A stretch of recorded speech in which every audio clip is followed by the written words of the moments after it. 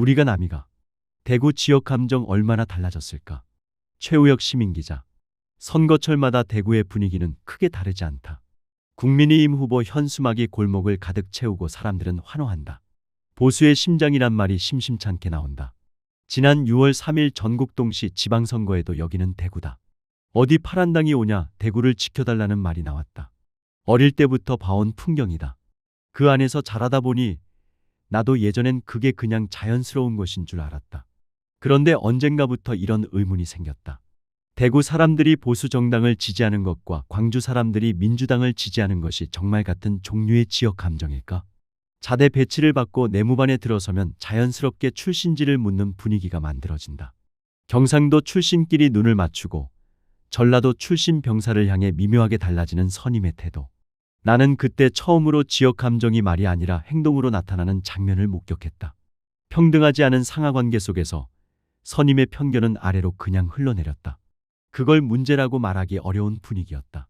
징병제 국가에서 전국 각지의 청년이 한 공간에 모이는 군대는 어떤 의미에서는 지역 감정을 처음으로, 그것도 아주 폭력적인 방식으로 경험하는 공간이기도 하다.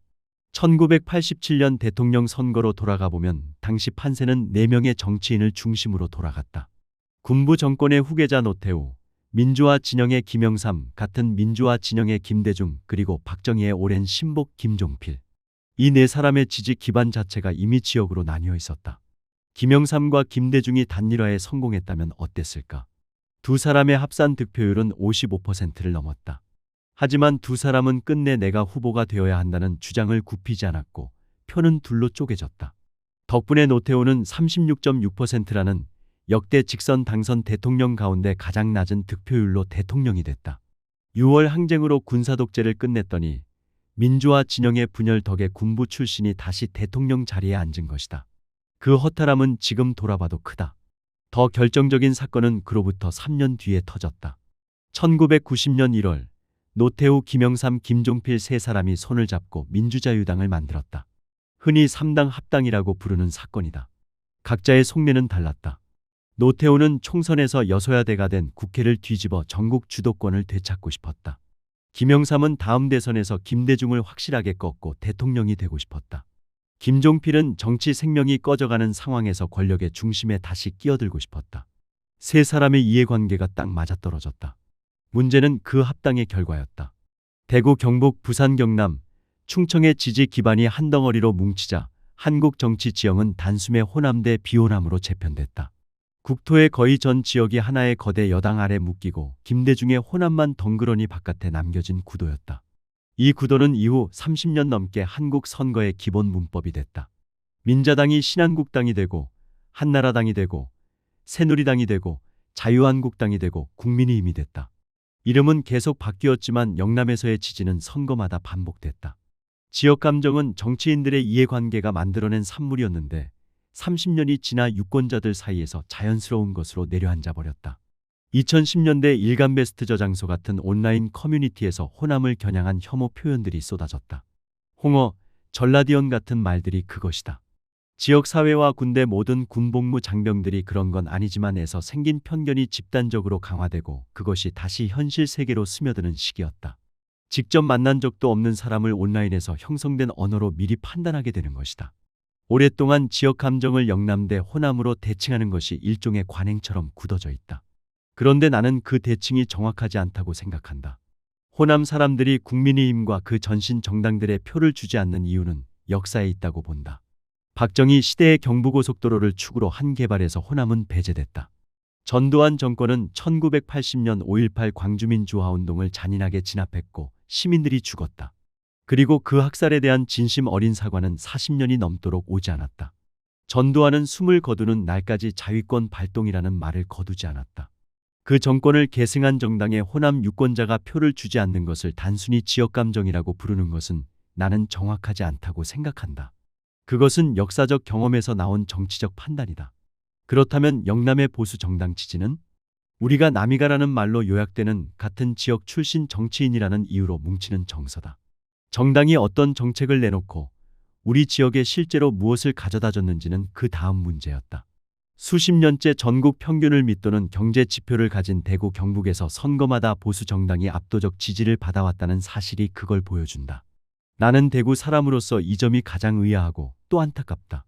2025년 6월 3일 제21대 대통령 선거에서 선관위 발표 기준 이재명 후보는 49.42%, 김문수 후보는 41.15%를 얻었다.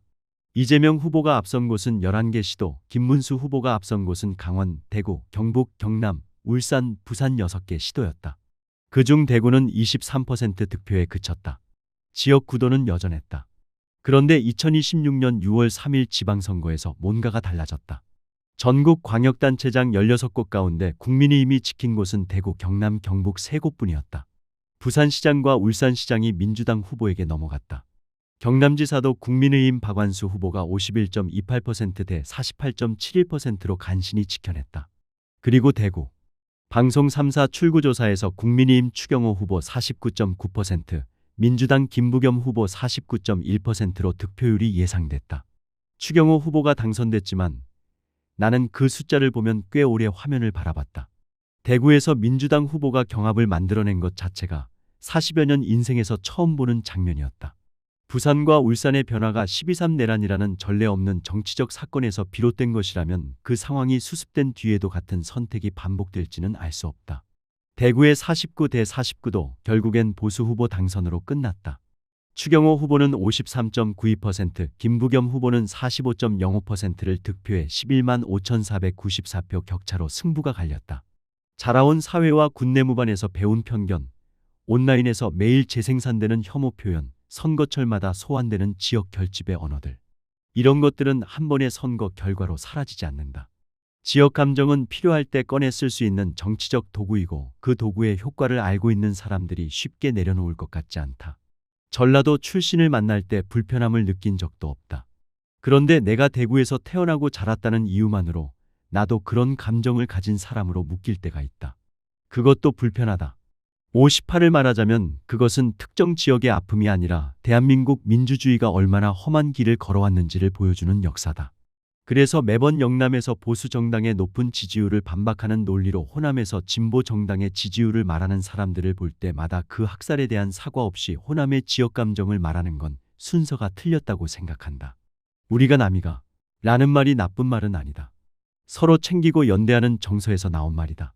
다만 그 우리의 범위가 행정구역 경계선에서 멈추는 한 그 말은 누군가를 배제하는 도구가 된다. 대구 개표 화면의 출구조사 결과 49.9%와 49.1%가 떴던 그 밤 대구 사람들이 뭔가 조금 달라지고 있다는 느낌을 가졌을까? 확신하지 못하겠다. 다만 그 숫자가 오랫동안 당연하게 여겨졌던 것들에 처음으로 물음표를 달았다는 것, 그것만큼은 분명히 느꼈다.